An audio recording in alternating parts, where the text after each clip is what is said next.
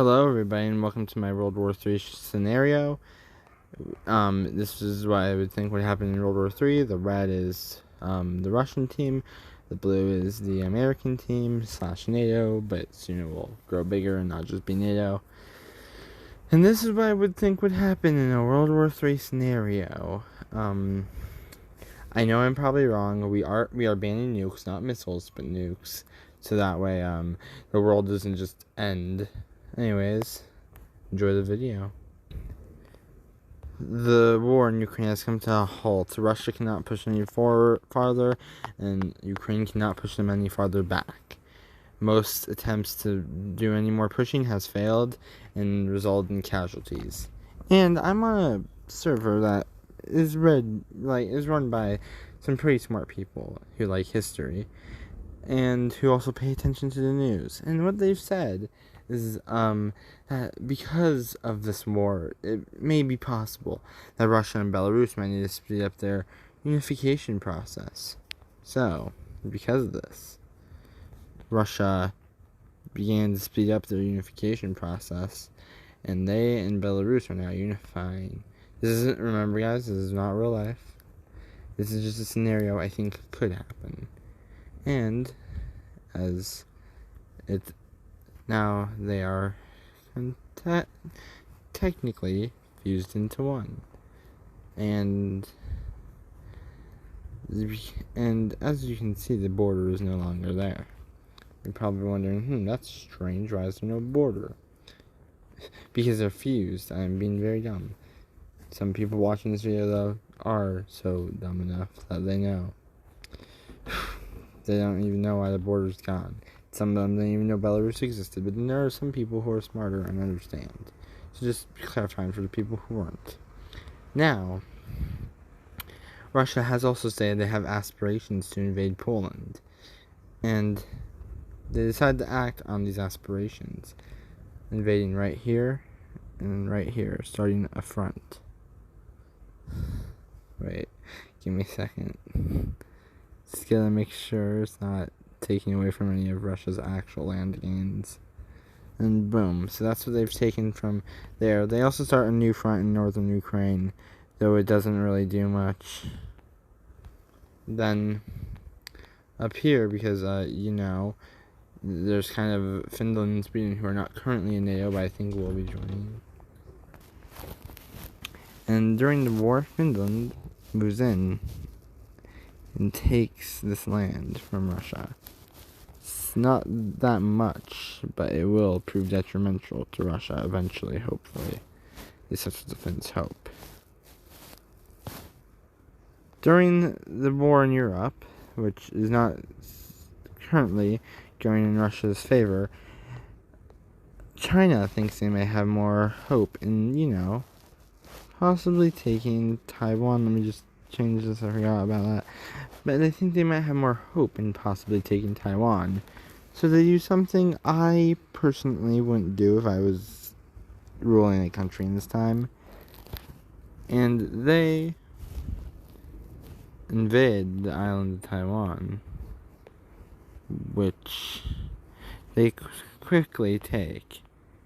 Due to this, though, America, their ally, gets called in, and they declare war on China.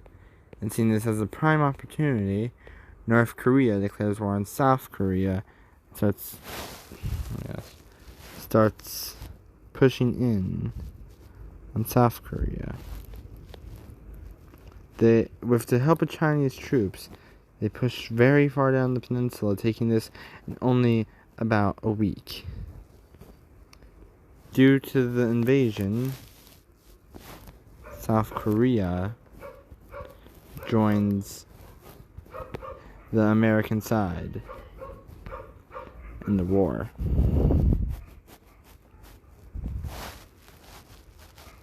You know what? I'm just gonna give me a second.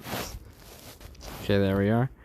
And also, due to this involvement, Ukraine realizes they could probably also join the American side. So they do. See, like I said, it would get bigger the more it changed. America asking Japan for help, though Japan does not have to help them, decides to sign on under the condition they can at least activate an offensive army for this. And America says yes, but only for this start of the war. They cannot continue to own this army. They must take it out eventually. While this is happening, though,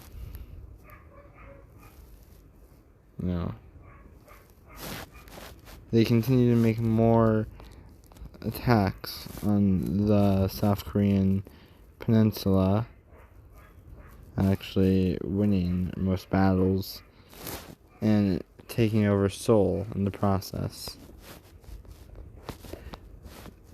And even though you think that South Korea would fall right then and there, which they would have, American troops show up and they begin pushing back up the peninsula, making landings on the ground below, and they actually do good. Also, I forgot they'd already taken Seoul by this time. The people, the North Korean and Chinese troops, they actually push all the way up to here, which allows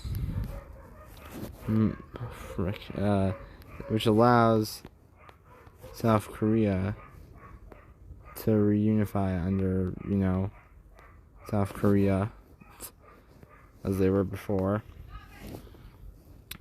And after this, the Chinese realize, alright, the Americans are arriving in bigger numbers and they have air superiority. What are they going to do? Well, even though the Chinese army is not very, strong, not experienced. They're strong, but not experienced.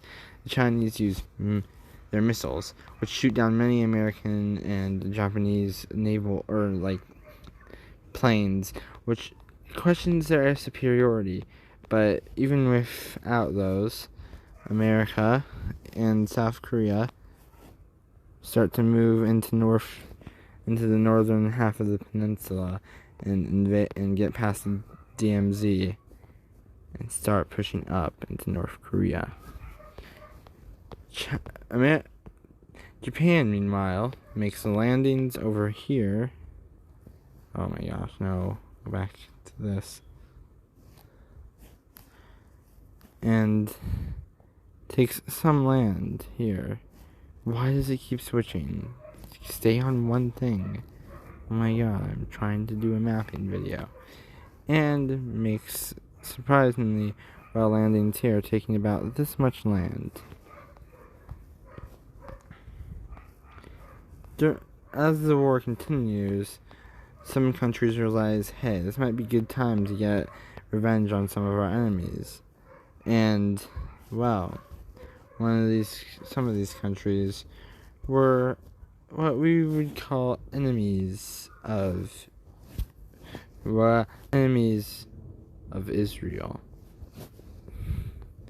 This is the first group that goes against Israel. Oh, I almost forgot about that. Now it's everyone versus Israel. They all declare war on Israel, prompting Israel to join the American side, as well as Saudi Arabia joining the American side to get back at Iraq. Now that's where it stops for now. And then let's go back to Europe. What's happening here? Well, the Polish have pushed back, taking all this land, and even then, though they have reclaimed the land, they've even pushed farther into Russia, Belarus and Russia, and taking this much. It's a very big chunk of land.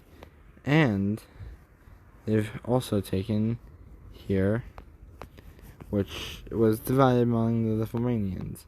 Russia, at the moment, decided they didn't want to just be at war with Poland, even though they were already at war with all of NATO, and decided to push a little bit into Finland, Finnish troops stopping them in the pursuits, and the Finnish, with some help from their NATO allies, send more troops into here and Why is it doing this? There. And start taking a very, very big amount of land. And even taking this whole peninsula. Which, fun fact, even though nukes won't matter in this scenario because they're banned in this scenario, even though in real life they probably wouldn't. Actually, obviously wouldn't be. This is where Russia has a lot of their nuclear warhead storage. So if this was a real war and Finland took this, then Russia would kind of be dead. At least they won't have nukes, but who knows how many they would have launched by then. Good amount, at least.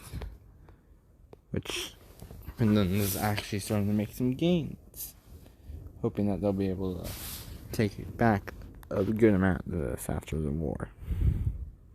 Now, that's all good and well, and not really good, but you know.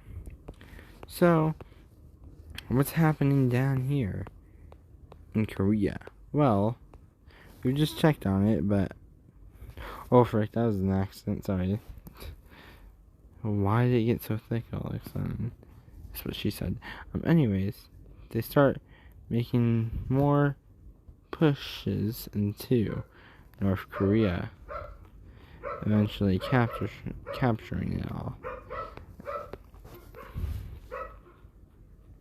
which wasn't really good for North Korea, as you can guess.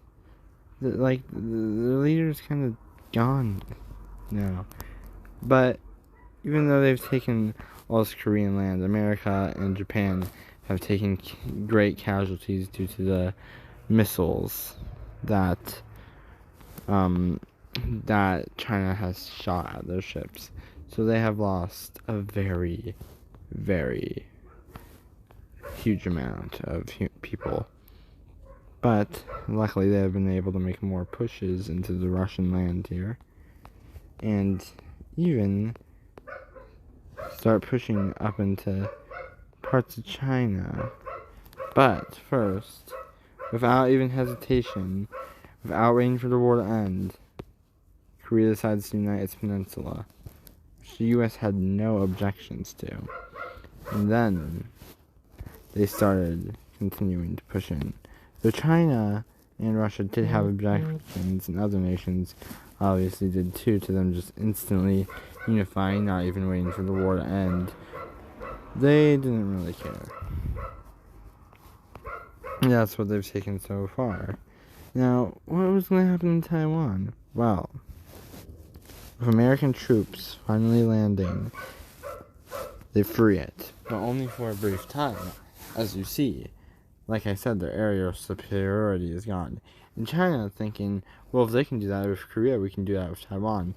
And instantly annexed Taiwan after taking it back. Now you're probably thinking, well, what's next going to happen? Like, is this just going to be the war back and forth between these nations? No.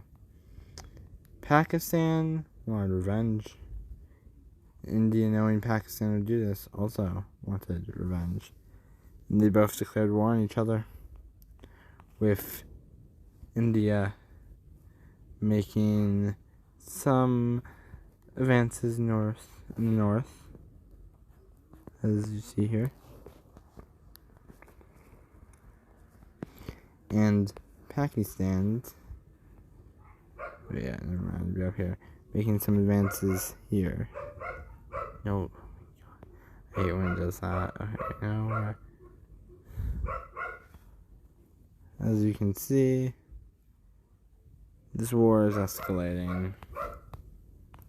Also, getting ready for the attack, Yemen and Oman join against the United States, which Saudi Arabia quickly reacts to, taking this part of, I think this is Yemen, I don't exactly remember, and this part of Oman.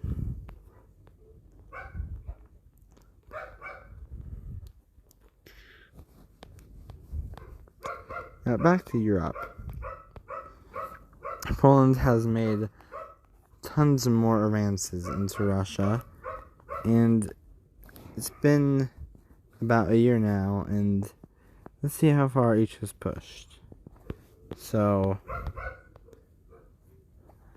as you could probably guess, Finnish pushed Russia out of their land, and even pushed further. Pushed further into here.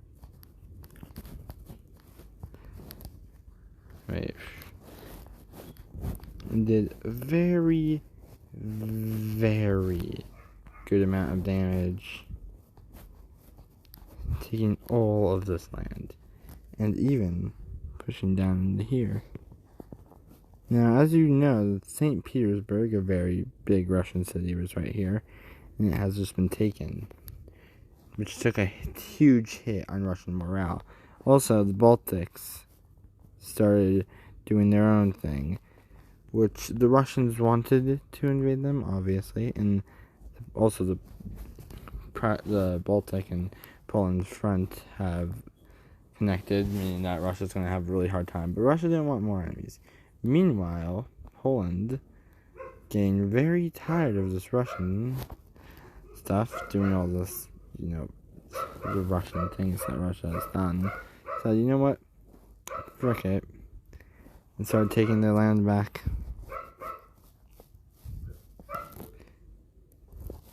They were not just going to sit here and wait for the USA to do anything, because they weren't before. They weren't concerned. They weren't waiting for the U.S. before. Are they going to wait for the U.S. now? No. They're taking it into their own hands as they always do, which is actually very good of them. And not only did they take Ukraine, not only did they take back most of Ukraine, and even push in a little bit to Russia and said, oh yeah, this is mine, not just occupying it, actually saying this is mine to Russia. No, that's not what they did at all. They also took Crimea. They've taken back Crimea. And I was going to touch a little bit more on the Middle East, but not today. And that's where I'm going to end part 1 of this scenario.